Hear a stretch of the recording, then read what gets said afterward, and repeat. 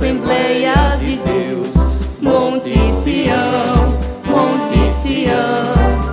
Nasceu, ó se nasceu, ó se nasceu, Assembleia de Deus, Assembleia de Deus, Monte Sião, Monte Sião.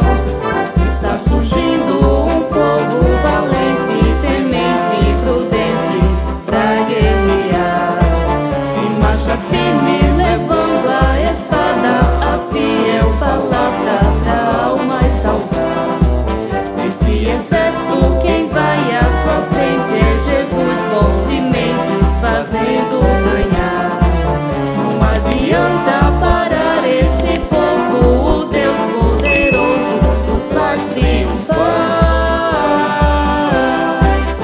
Nasceu, ó se nasceu, ó se nasceu, Assembleia de Deus, Assembleia de Deus, Monte Sião, Monte Sião. A paz do Senhor para todos os amados irmãos que congregam na Igreja Evangélica Assembleia de Deus Monte Sião. E também para você, meu querido irmão, minha querida irmã, que todos os domingos nos acompanham na Escola Bíblica Dominical. Olha que maravilha, a Escola Bíblica Dominical chegando aí na sua casa. Glória a Deus, e nós juntos aprendendo com a preciosa palavra do Senhor. Amém? E hoje o tema da nossa segunda lição desse trimestre, hoje 8 de janeiro de 2023, nós vamos estudar o avivamento no Antigo Testamento. E aí, eu já convido você a pegar sua Bíblia e abrir em 2 Crônicas, capítulo 34. Nós vamos ler dos versículos 29 ao 33. 2 Crônicas, capítulo 34, do versículo 29 ao 33, diz assim: Então o rei mandou reunir todos os anciãos de Judá e Jerusalém. E o rei subiu à casa do Senhor, com todos os homens de Judá, e os habitantes de Jerusalém, e os sacerdotes, e os levitas, e todo o povo, desde o maior até ao menor. E ele leu aos ouvidos deles todas as palavras do livro da aliança que fora achado na casa do Senhor. E pôs-se o rei em pé em seu lugar, e fez aliança perante o Senhor, para seguirem ao Senhor e para guardar os seus mandamentos, e os seus testemunhos, e os seus estatutos com todo o seu coração e com toda a sua alma, cumprindo as palavras da aliança que estão escritas naquele livro. E fez com que todos quantos se achavam em Jerusalém e em Benjamim o firmassem. E os habitantes de Jerusalém fizeram conforme a aliança de Deus, o Deus de seus pais. E Josias tirou todas as abominações de todas as terras que eram dos filhos de Israel. E a todos quantos se achavam em Israel obrigou a que servissem ao Senhor seu Deus. Enquanto ele viveu, não se desviaram de seguir o Senhor, o Deus de seus pais. Agora eu convido você a orarmos juntos, pedimos a graça do Senhor para juntos meditarmos nessa lição maravilhosa, amém? Senhor Deus, nosso Pai, no nome do Teu Filho amado Jesus Cristo, graças te damos, Senhor, por mais uma escola bíblica que o Senhor está nos concedendo. Deus, continua conosco, que o Teu Espírito Santo nos ensine, Senhor, que a Tua palavra possa encontrar um local muito maravilhoso em nossas vidas, Deus, para que possamos não apenas ser ouvintes, Senhor, mas praticantes da Tua palavra, em nome de Jesus. Amém. Irmãos, nós vamos ver, glória a Deus, que diante de alguns panoramas do Antigo Testamento, alguns momentos, né, da história do povo de Israel, nós vamos ver que Deus sempre chegava. Ele usava alguém, ele usava uma pessoa, ele usava, se utilizava de seres humanos para que ele pudesse mudar o rumo da história daquele povo. Mas ele mudava sempre com avivamentos. Porque onde Jesus chega, onde Deus chega, existe a presença dele é como fogo. Glória a Deus, né? Ele vem para restaurar, para fortalecer, para animar, para levantar. Glória a Deus. E com maravilhas. E nós vimos que Deus, ele muitas das vezes, ele se utilizou de certas ocasiões para que ele pudesse mostrar o seu poder, né? Mostrar o seu poder. Ele chegava na história, ele fazia o que Daniel disse, que ele tem poder sobre o reino dos homens, né? E ele fazia o que ele queria, ele continua fazendo o que ele quer, porque ele é Deus. E nós vamos ver nesse primeiro ponto o panorama dos avivamentos do Antigo Testamento, alguns, né? A gente vai ver que Moisés, ele chega num contexto histórico muito maravilhoso. Veja que Deus, ele cria situação até para o nosso nascimento. Moisés, ele poderia ter nascido em qualquer época, mas Deus, ele criou um cenário muito lindo, né? A gente sabe que José foi levado como escravo para o Egito, mas era a promessa de Deus. Deus já tinha dado sonhos a José.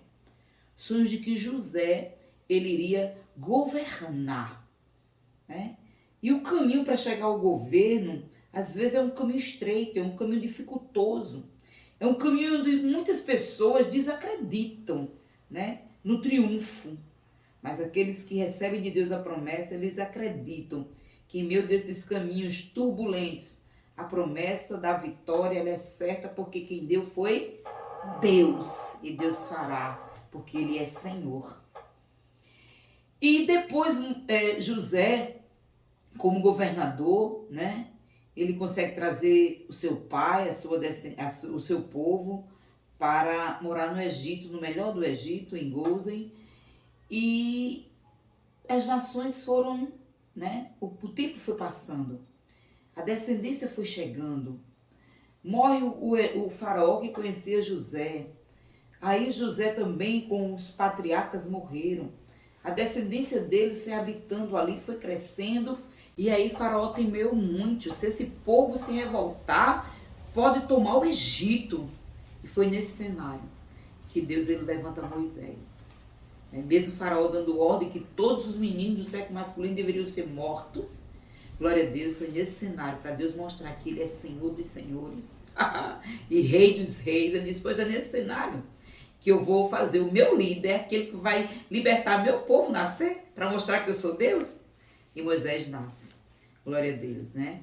E Deus cria situações, ele é filho da filha de Faraó, por adoção. Depois ele sai fugitivo para Midian. Ali vira pastor de ovelha. E Deus marca aquele encontro, né, glorioso com ele numa sarça que estava pegando fogo, mas que não era destruída, né?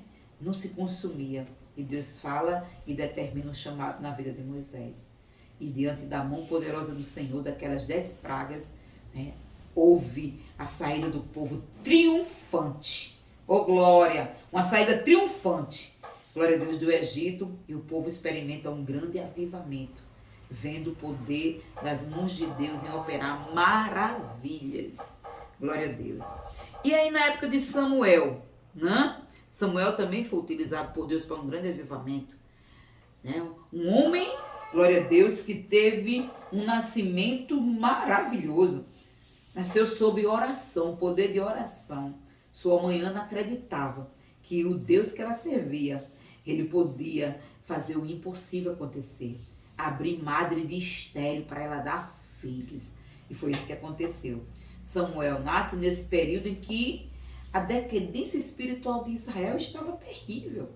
Eli, como um sumo sacerdote, não botava ordem na sua casa, nem nos seus filhos, né? E diante daquele cenário terrível, o povo pecado em cima de pecado, Deus levanta Samuel. Está vendo como Deus quer contar conosco, irmão? Na nossa família, na nossa casa, no nosso lar.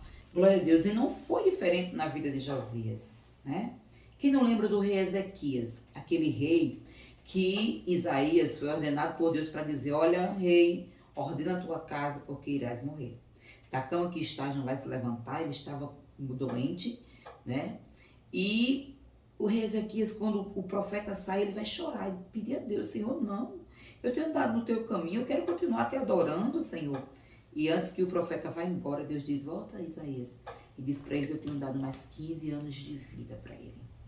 E aí, glória a Deus, Ezequias continua fazendo um reinado lindo, brilhante, seguiu o caminho, glória a Deus, que o mesmo caminho que o rei Davi seguiu, de obediência a Deus.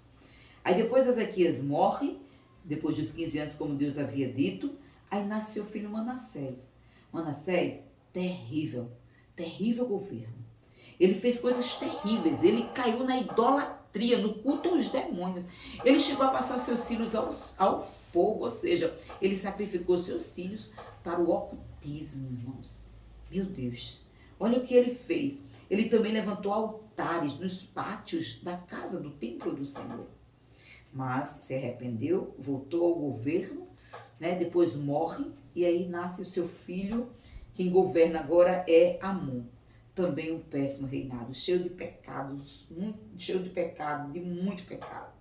E ele morre também, os servos matam Amon, seus próprios servos matam Amon, e agora vem Josias. Sim, Josias, quando chega nesse contexto de pecado, de abandono às leis de Deus, né?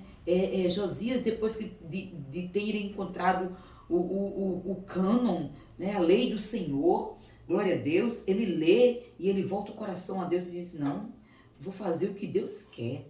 E ali ele faz uma reforma espiritual extraordinária. Ele quebra, queima, ele joga fora todas as imagens, destrói as imagens de escultura, né? Não só em Jerusalém, mas em todos os arredores daquela cidade. Glória a Deus, e ele faz ali uma grande reforma e conduz o povo a um novo avivamento espiritual. A gente pode ver isso em 1 Crônica 35, dos versículos 16 ao 19. Terceiro e último ponto, confissão de pecados e retorno à palavra de Deus. Quem não lembra do chamado de Neemias? Era copeiro. Era copeiro. Mas quando ele ouviu dizer que lá em Jerusalém o povo estava em calamidade, ele faz uma oração. E é linda a oração que Neemias sai. Neemias diz assim para o Senhor: olha, e faço confissão pelos pecados dos filhos de Israel, que pecamos contra ti também, e a casa de meu pai pecamos. Irmão, é linda essa oração de Neemias, é uma oração intercessória, que ele se coloca no mesmo nível. Senhor, pecamos. Ele não diz, o teu povo pecou, mas ele se põe no mesmo nível, pecamos. A gente pode ver Daniel fazendo essa oração também, Senhor, pecamos. Isso é uma oração humilde, irmãos. Não é como republicano, Senhor, eu te agradeço porque eu sou servo teu, não peco, como esse publicano que está aqui do meu lado, Senhor. Então, nas nossas orações, irmão, Deus quer ver humildade. Ele quer que nós nos humilhemos, Senhor, pecamos. Senhor, nos ajuda, todos nós estamos errados, Senhor, nos ajuda. E foi esse tipo de oração que fez Deus se levantar do trono e levantar Neemias como governador também. Foi para ali, para Jerusalém, e com muita sabedoria reconstruiu os muros de Jerusalém. Glória a Deus. Então, a confissão dos pecados é uma condição indispensável para um avivamento espiritual, um verdadeiro avivamento espiritual. E, diante de toda essa situação, Neemias também convida Esdra. A gente pode ver isso lá no capítulo 8 de Neemias, irmãos. É lindo. Do 2 em diante diz assim: e Esdra, o sacerdote, trouxe a lei perante a congregação, assim de homens como de mulheres, e de todos os entendidos, para ouvirem no primeiro dia do 7º mês, e leu nela diante da praça que está diante da porta das águas, desde a alva até o meio-dia, perante homens e mulheres e entendidos, e os ouvidos de todo o povo estavam atentos ao livro da lei. É impossível ter um verdadeiro avivamento sem estar andando lado a lado com a palavra de Deus, com os mandamentos do Senhor. Veja que a palavra do Senhor, Esdra começou a ler os mandamentos da alva, ao amanhecer do dia até meio-dia. Olha, 6 horas de leitura, e às vezes a gente estamos tão agoniados com 2 horas de cultos, né, irmão? Com 30 minutos de escola bíblica dominical, a gente já não aguenta mais ouvir, né? Então, que nós possamos voltar, glória a Deus, ao tempo em que a palavra de Deus trazia prazer à alma. Nós possamos a cada dia nos alimentarmos pela poderosa palavra do Senhor. E assim, Neemias, né, pela oração, pela confissão de pecados, pela palavra do Senhor, Neemias experimentou com todo aquele povo um grande avivamento. Os muros foram concluídos e grande foi a alegria. Louvado seja o nome do Senhor. Olha, Neemias 8, do 1 ao 12 diz: ali, na praça principal, diante da porta das águas, iniciou-se um poderoso avivamento na história de Jerusalém pós-exílio. E a gente pode ver isso nesse capítulo todo, né, de Neemias 8, que eu li, apenas o 2, o 3 e o 4. Né? Não, o 2 e o 3. Glória a Jesus. E o último ponto, o avivamento e a palavra de Deus. A palavra de Deus corrige, né? A palavra de Deus corrige. Há um padrão no culto do Senhor. O culto de Deus não deve ser feito de toda maneira, como quer, não.